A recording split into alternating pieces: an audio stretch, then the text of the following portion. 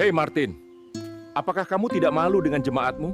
Kamu adalah biksu panutan. Mengapa kamu memeluk Islam? Martin kehilangan hampir segalanya. Jubah yang selama ini ia banggakan, sahabat-sahabat yang pernah mengangkatnya tinggi, bahkan tempat tinggal di vihara yang menjadi rumahnya sejak muda. Semua karena satu keputusan, mengikuti suara hati yang tak lagi bisa ia abaikan. Namun, benarkah langkah itu akan membawanya pada kebenaran sejati, atau justru membuatnya menyesal seumur hidup? Sebelum sampai pada titik ini, mari kita kembali ke awal, ketika hidup Martin masih dipenuhi ketenangan dan pengabdian sebagai seorang biksu. Sebelum kita lanjut ceritanya, ayo di-subscribe dulu, biar admin tambah semangat bikin kontennya. Tonton video ini sampai habis ya, karena di akhir cerita akan ada plot twist yang tak terduga dan mengharukan. Jangan lupa like dan komen kalian dari kota mana aja nih. Nah, sekarang yuk kita lanjut ceritanya. Di sebuah desa yang dikelilingi hutan hijau dan sungai yang mengalir tenang, berdiri sebuah vihara sederhana. Vihara itu tidak megah, bahkan bisa dibilang jauh dari kata mewah. Namun, di sanalah seorang biksu bernama Martin tinggal dan mengabdikan hidupnya. Martin dikenal oleh penduduk sebagai pribadi yang lembut, rendah hati, dan penuh kasih. Setiap orang yang pernah bertemu dengannya selalu merasa dihargai. Tak peduli apakah mereka kaya atau miskin, tua atau muda, seagama atau berbeda keyakinan, semua disambut dengan senyuman tulus yang lahir dari hati bersih. Setiap pagi, Martin bangun sebelum matahari terbit. Suara burung-burung hutan menjadi teman setianya saat ia menyapu halaman vihara yang penuh dedaunan gugur. Setelah itu ia duduk bersila di serambi depan, memejamkan mata dan melantunkan doa dengan khusyuk. Penduduk desa yang melewati jalan di depan vihara sering berhenti sejenak hanya untuk melihat ketenangan wajahnya. Meski hidupnya sederhana, Martin selalu berbagi. Saat hasil panen berlimpah, warga desa kerap mengirimkan sebagian hasil kebun ke vihara. Namun bukannya menyimpannya, Martin justru membagikan kembali kepada mereka yang membutuhkan. Makanan tidak akan berkurang karena dibagi, justru akan membawa keberkahan, katanya sambil tersenyum. Martin juga sering diminta menengahi perselisihan antar warga. Dengan kata-kata lembut dan hati yang penuh kesabaran, ia mampu meredam amarah yang nyaris berubah menjadi dendam. Tidak jarang, air mata haru tumpah ketika dua orang yang tadinya berseteru akhirnya berpelukan kembali setelah dinasehati olehnya. Hari-hari Martin penuh pengabdian. Anak-anak desa sering datang ke vihara untuk belajar membaca dan menulis. Ia mengajarkan mereka tanpa meminta imbalan apapun. Warga menghormatinya bukan karena ia seorang biksu, tetapi karena ia manusia yang benar-benar hidup untuk memberi kebaikan. Namun di balik ketenangan hidupnya, Martin menyimpan sebuah keyakinan kuat. Ia percaya bahwa semua manusia memiliki hati yang sama, ingin dicintai dan ingin mencintai. Karena itu, ia tidak pernah memandang agama sebagai sekat. Baginya, kebaikan adalah bahasa universal yang bisa dipahami siapapun. Suatu sore, ketika matahari mulai condong ke barat dan cahaya jingga menyapu langit, Martin berjalan menuju pasar desa. Ia ingin membeli sedikit beras untuk persediaan vihara. Di jalan matanya tertumbu pada seorang kakek tua yang duduk di pinggir jalan. Tubuh kakek itu kurus, pakaiannya lusuh, dan wajahnya dipenuhi kerut yang menceritakan perjalanan hidup panjang penuh penderitaan. Kakek itu menunduk, seolah tak ingin dilihat. Di sampingnya ada sebuah karung kecil berisi botol-botol plastik bekas yang ia kumpulkan. Orang-orang lewat begitu saja tanpa menoleh. Sebagian bahkan menutup hidung karena bau keringat dan debu yang melekat pada tubuh renta itu. Martin berhenti. Ia menatap kakek itu dengan mata penuh iba. "Apakah engkau sudah makan hari ini, Kek?" tanyanya lembut. Kakek itu mengangkat wajahnya, terkejut melihat ada seseorang yang peduli. Matanya berair, bibirnya bergemetar. Belum, Nak. Aku hanya berharap ada yang membeli botol-botol ini agar bisa membeli sebungkus nasi, jawabnya lirih. Tanpa ragu, Martin mengeluarkan beberapa keping uang dari kantong jubahnya. Ia memberikan semuanya kepada kakek itu. Gunakanlah untuk makan, dan mari ikut denganku ke pasar, kita beli makanan yang layak, ucap Martin sambil menggenggam tangan keriput itu. Kakek itu meneteskan air mata. Ia berjalan bersama Martin menuju pasar. Setiap orang yang melihat tertegun. Seorang biksu yang dikenal suci berjalan berdampingan dengan seorang pengumpul botol lusuh. Namun Martin tidak peduli. Baginya, semua manusia berharga. Setelah membeli makanan, mereka duduk di bangku kayu dekat lapak pedagang. Martin membukakan bungkusan nasi dan menyerahkannya kepada kakek itu. Wajah tua itu bersinar bahagia, meski sederhana. "Terima kasih, Nak. Aku tidak tahu bagaimana membalas kebaikanmu," ucap kakek itu dengan suara serak. Martin tersenyum. "Tidak perlu membalas, Kek. Cukuplah engkau makan dengan tenang dan sehat." Hari itu, Martin pulang ke vihara dengan hati hangat. Ia tidak tahu pertemuannya dengan kakek tua itu akan menjadi titik awal perubahan besar dalam hidupnya. Perubahan yang tidak pernah ia bayangkan sebelumnya. Hari-hari di vihara berjalan seperti biasa. Martin tetap menjalani rutinitasnya. Bangun pagi, membersihkan halaman, berdoa, lalu mengajar anak-anak desa. Namun, semenjak pertemuannya dengan kakek tua di pinggir jalan, ada sesuatu yang berbeda di hatinya. Seperti ada suara halus yang berbisik, namun tak bisa ia abaikan. Beberapa minggu setelah itu, ketika matahari mulai redup, Martin kembali berjalan ke pasar. Udara sore terasa hangat. Bau tanah basah setelah hujan siang tadi memenuhi jalan. Dari kejauhan, ia melihat sosok yang sangat dikenalnya, kakek tua yang dulu ia tolong. Kakek itu masih duduk di tempat yang sama, dengan karung kecil berisi botol-botol plastik di sampingnya. Kali ini wajahnya terlihat lebih segar meski tetap renta.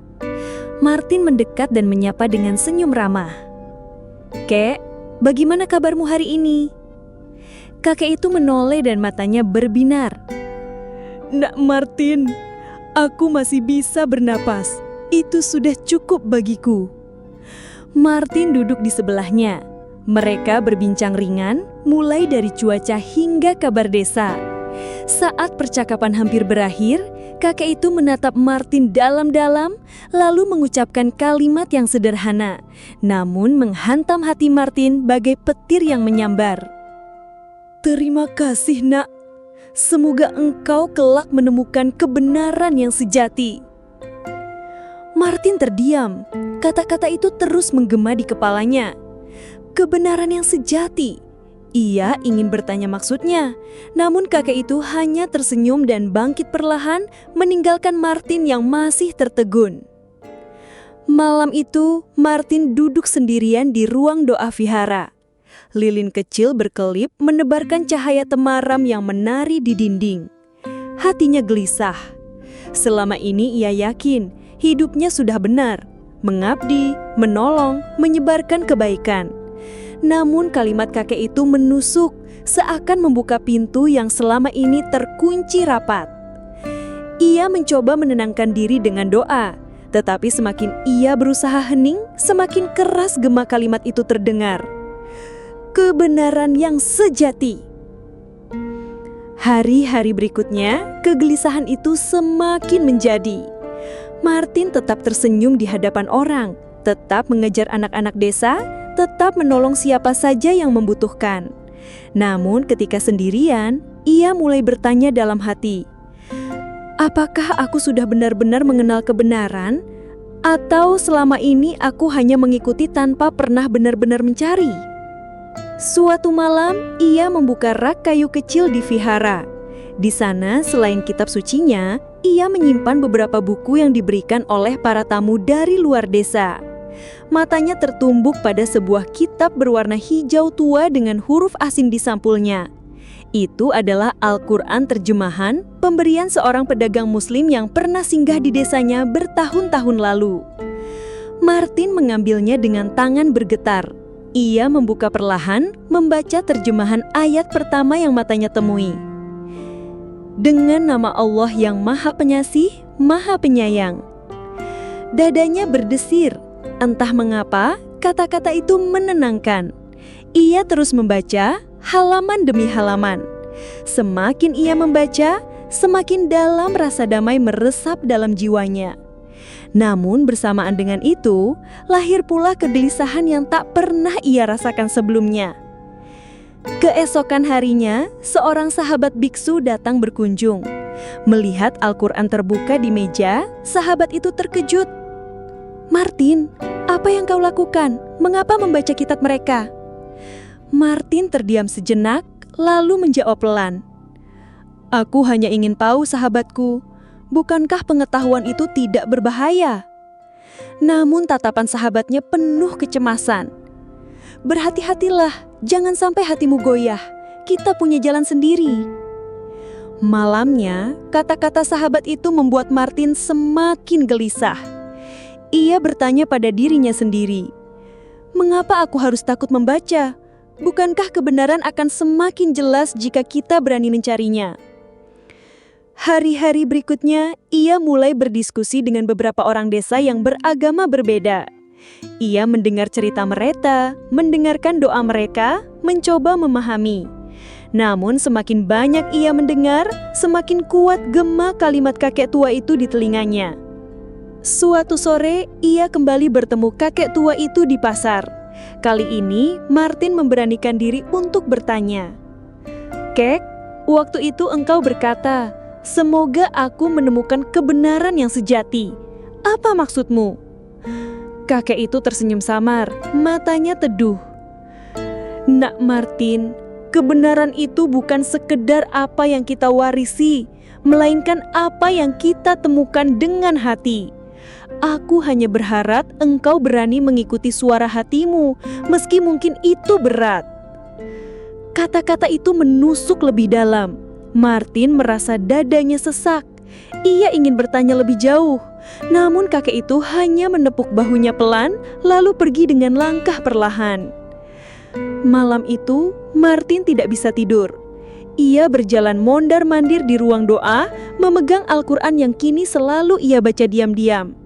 Ia merasa berada di persimpangan. Di satu sisi ia takut kehilangan segalanya, kehormatan, sahabat, dan tempatnya di vihara. Namun di sisi lain, hatinya semakin kuat merasakan panggilan yang tak bisa dijelaskan dengan kata-kata. Air mata jatuh tanpa ia sadari. Ia berlutut, menengadah, berbisik lirih. "Jika ini benar, tunjukkanlah jalannya. Jangan biarkan aku tersesat."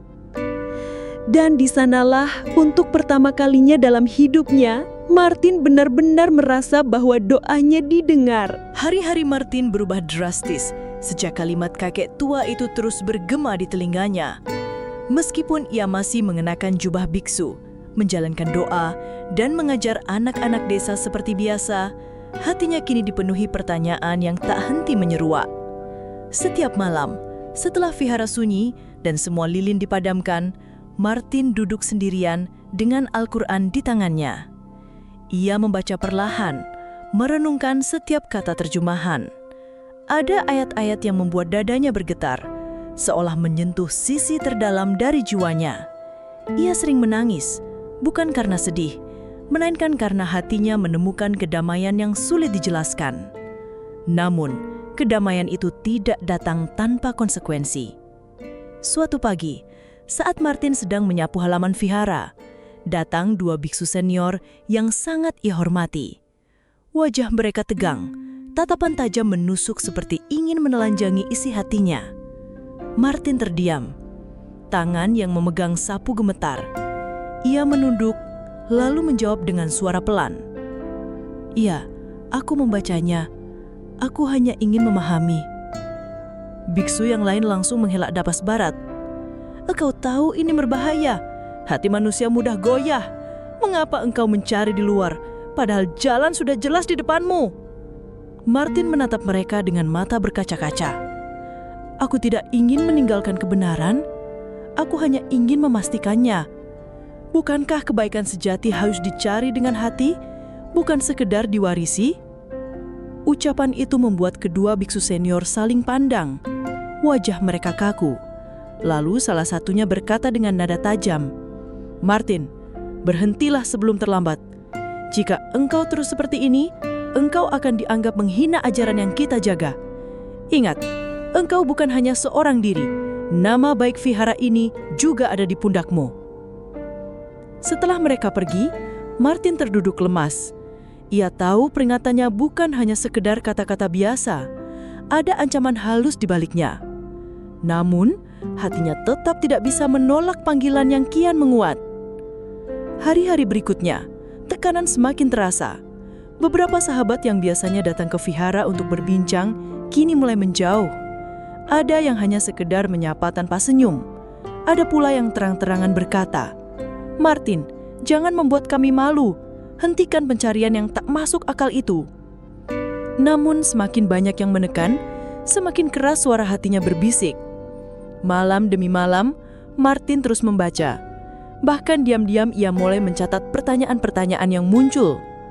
Suatu sore ia memberanikan diri untuk mengunjungi seorang ustadz tua di pinggiran desa. Ustadz itu dikenal bijak, ramah, dan sering membantu siapa saja tanpa memandang agama. Saat Martin mengetuk pintu, ustadz itu menyambut dengan senyum hangat. "Silakan masuk, Nak.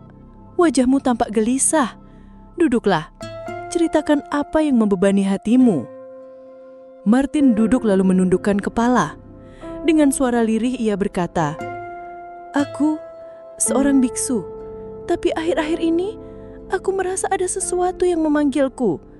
Aku membaca Al-Quran dan entah mengapa hatiku damai. Namun semua orang di sekitarku menganggap aku tersesat." Ustadz itu menatapnya lekat, lalu berkata lembut, "Nak, kebenaran tidak akan datang karena paksaan manusia. Ia datang karena Allah yang menunjukkannya pada hati yang ikhlas. Jika engkau merasakan damai, jangan abaikan. Itu bukan kebetulan." Air mata mengalir di pipi Martin. Ia meremas tangannya sendiri, merasa campur aduk antara takut dan haru. "Tapi, bagaimana dengan semua orang yang percaya padaku? Bagaimana dengan nama baik vihara? Bagaimana dengan sahabat-sahabatku? Aku takut kehilangan segalanya." Ustadz itu mengangguk pelan. "Ketahuilah, Nak, setiap orang yang mencari kebenaran pasti diuji. Tidak ada jalan mudah. Tetapi jika engkau mengikuti hatimu dengan tulus, Allah akan memberi kekuatan yang tidak pernah engkau bayangkan sebelumnya." Kata-kata itu menusuk, namun sekaligus menenangkan. Martin pulang dengan hati yang masih gelisah, tetapi lebih mantap dari sebelumnya. Beberapa hari kemudian, desas-desus semakin kuat. Beberapa warga desa yang biasanya menghormati Martin, kini mulai berbisik di belakangnya. Ada yang berkata ia telah terpengaruh ajaran asing. Ada pula yang menuduhnya mengkhianati jubah biksunya. Puncaknya suatu malam, dua biksu senior kembali mendatanginya. Kali ini wajah mereka jauh lebih keras. "Martin," suara mereka meninggi, "kami tidak bisa membiarkan ini. Engkau harus memilih, berhenti mempertanyakan ajaranmu atau keluar dari vihara ini." Martin terdiam lama. Dadanya berdegup kencang. Keringat dingin mengalir di pelipisnya. Ia menatap lantai, mencoba meredakan gejolak hatinya. "Aku tidak bermaksud menghina. Aku hanya ingin mengikuti suara hatiku. Jika aku harus keluar demi itu, aku akan menerimanya." Kedua biksu senior terdiam, lalu salah satunya berkata dengan nada getir, "Kalau begitu, engkau bukan lagi bagian dari kami." Mereka berbalik, meninggalkan Martin yang kini duduk sendirian di ruang doa, ditemani lilin yang hampir padam. Air matanya jatuh deras. Malam itu ia merasa kehilangan segalanya. Namun anehnya, di tengah rasa hancur itu, ada cahaya kecil yang semakin terang di hatinya. Cahaya yang membisikkan satu kalimat, "Jangan takut, engkau sedang menuju jalan yang benar." Malam itu terasa panjang bagi Martin. Angin berhembus lembut di antara pepohonan, namun hati dan pikirannya bergolak hebat. Ia duduk sendirian di serambi Viara yang kini terasa asing baginya. Suara jangkrik di kejauhan seolah menjadi pengiring tangisan yang tak sanggup ia bendung. Keputusan yang ia ambil beberapa hari lalu untuk tidak berhenti mencari kebenaran telah merubah segalanya.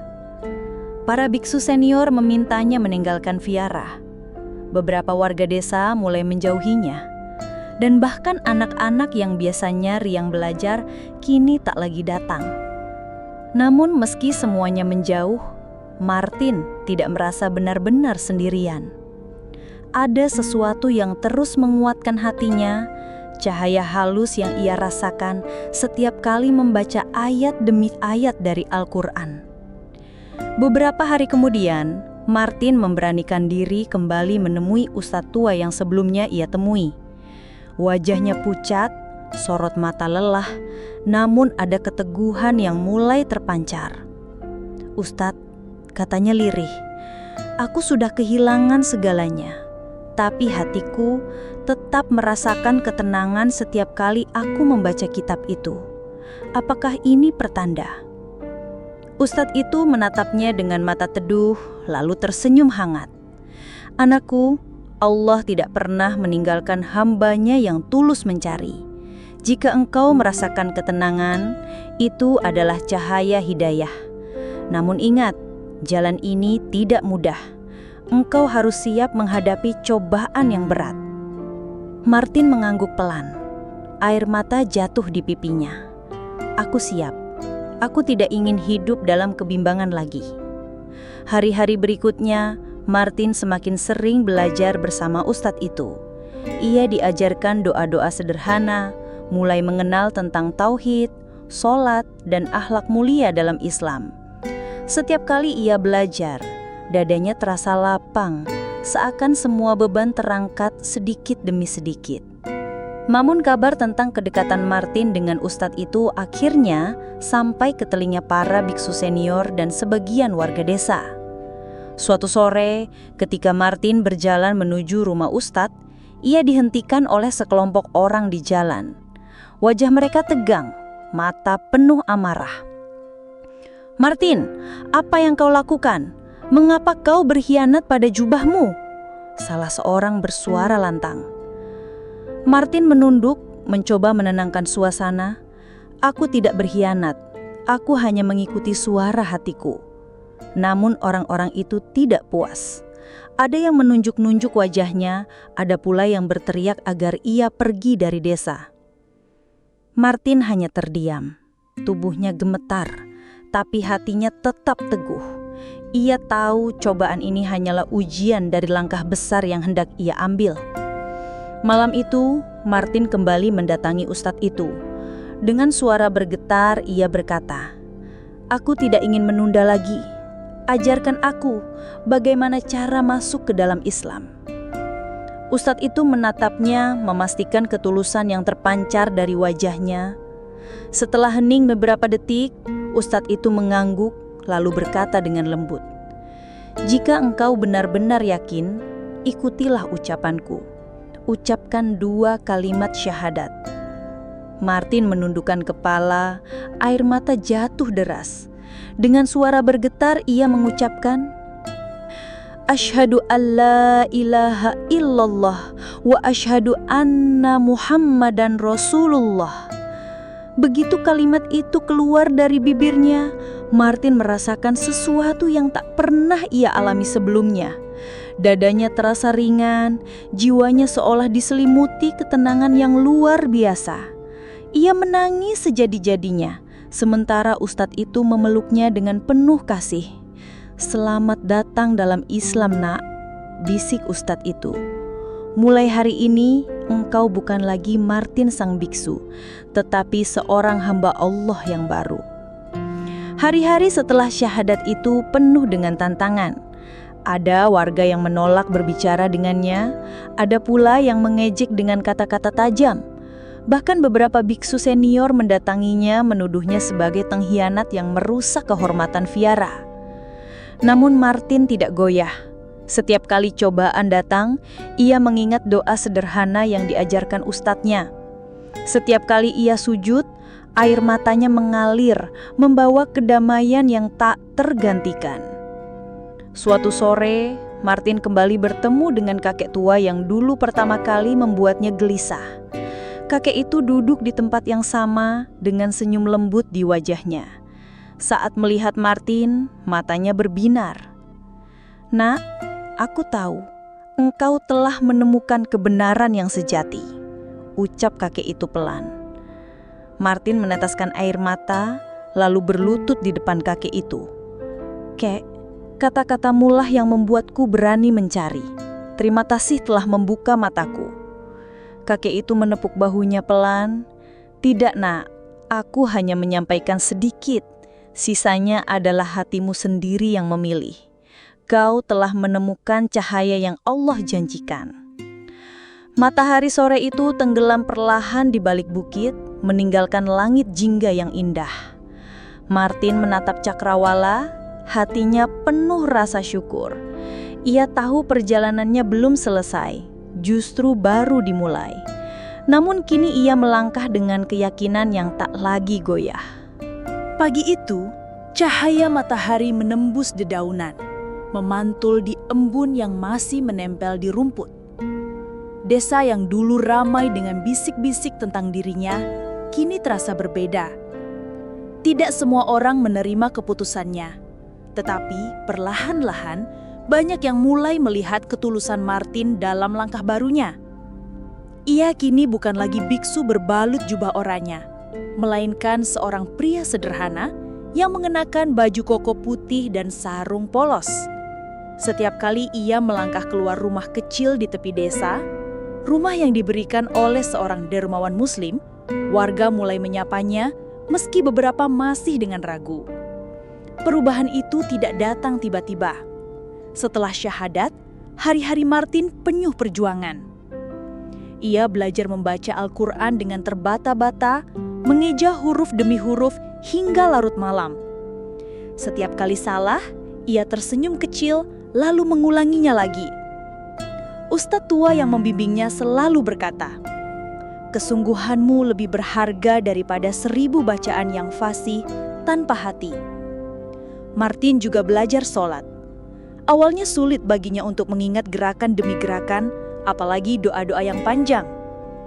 Namun setiap kali ia sujud, air matanya selalu mengalir. Ia merasa benar-benar dekat dengan Tuhan. "Inilah yang kucari selama ini," bisiknya lirih setiap kali keningnya menyentuh sajadah. Berita tentang mantan biksu yang menjadi mu'alaf menyebar hingga ke desa-desa tetangga. Ada yang datang untuk melihat, ada pula yang datang hanya untuk menguji.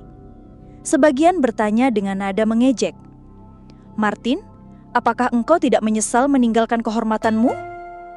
Namun Martin selalu menjawab dengan tenang, "Aku tidak meninggalkan kehormatan.